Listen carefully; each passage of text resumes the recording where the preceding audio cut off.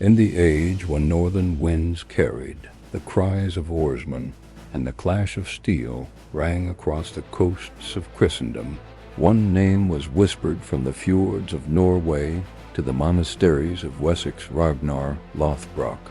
They said he was the terror of kings, the scourge of Europe, the man who sailed with wolves and laughed at death.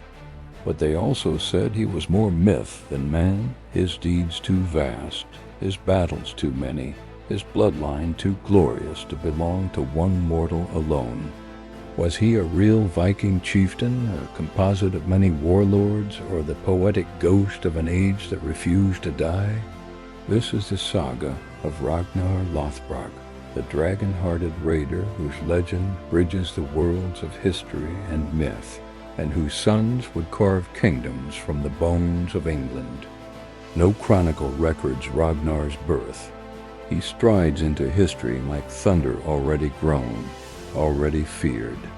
The medieval sagas, written centuries later, claim he was the son of Sigurd Ring, the mighty king who defeated Harald Wart-Tooth at the legendary Battle of Braveler, and of Alfhild, a warrior woman of noble blood.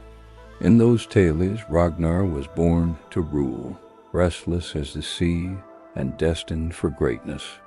From his youth he sought not comfort but glory, believing, as all true Vikings did, that death and battle was the only road to immortality. They called him Lothbrok, hairy breeches, because he wore rough trousers made of animal skin, tarred and hardened for protection when he hunted dragons or raided across seas. Whether the name came from armor or from legend, it clung to him like destiny. By the mid-9th century, Europe trembled before the longships. The first great Viking raid on Lindisfarne in 793 had already shattered Christendom's illusion of safety, and by the time Ragnar's name appeared in the chronicles, the raids had become invasions. The Anglo-Saxon chronicle, Annals of Ulster, and Frankish accounts mention Viking leaders whose deeds mirror Ragnar's Reginhirus, who besieged Paris in 845, is believed by many historians to be the historical Ragnar himself. That year, with a fleet of 120 ships, Ragnar sailed up the Seine River, spreading terror through Francia. The Frankish king, Charles the Bald, hastily gathered an army to defend his capital. But Ragnar, cunning and ruthless, struck with speed, his men pillaged, burned, and captured the city. To save Paris, Charles paid him an enormous ransom, 7,000 pounds of silver and gold, the first of many Danegilds that would bleed Europe for centuries. After the ransom was paid, Ragnar withdrew, laughing as the river ran red behind him. For him, it was not just victory, it was legend made flesh. Ragnar's legend is stitched together with the lives of remarkable women, each one shaping his destiny. First came Lagertha, the shield maiden of Norway. When Ragnar went to avenge his grandfather Sigurd, he found her leading an army of women. Fierce in battle, graceful in bearing, she fought by his side, and Ragnar was smitten. He married her, but their union was tempestuous, full of fire and pride. When he later divorced her to marry another, she fought him in battle and won. Next came Thora Borgjarjert, daughter of a powerful jarl. To win her hand, Ragnar had to slay a serpent that guarded her home. He donned his hairy breeches, tarred for protection, and killed the beast, earning both Thora and his immortal nickname.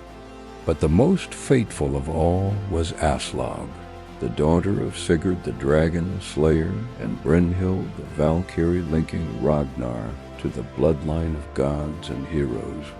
Aslog was wise, prophetic, and proud.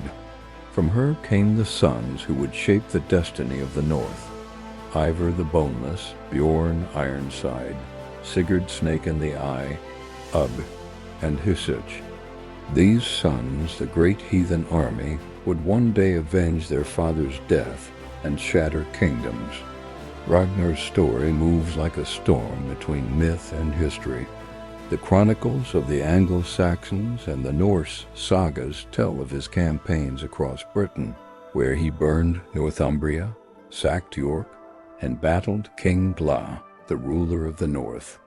According to legend, Ragnar grew restless in Denmark and sought to prove his might by invading England with only a small force against the advice of his sons.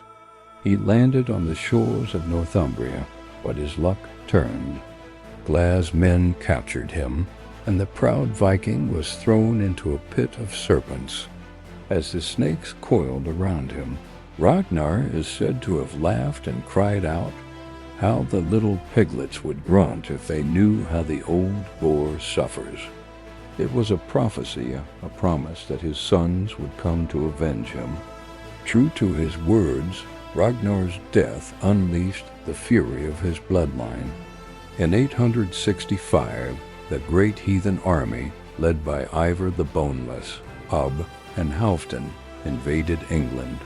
The Anglo-Saxon Chronicle records this as one of the greatest invasions in early English history. Their purpose was not mere raiding, it was revenge.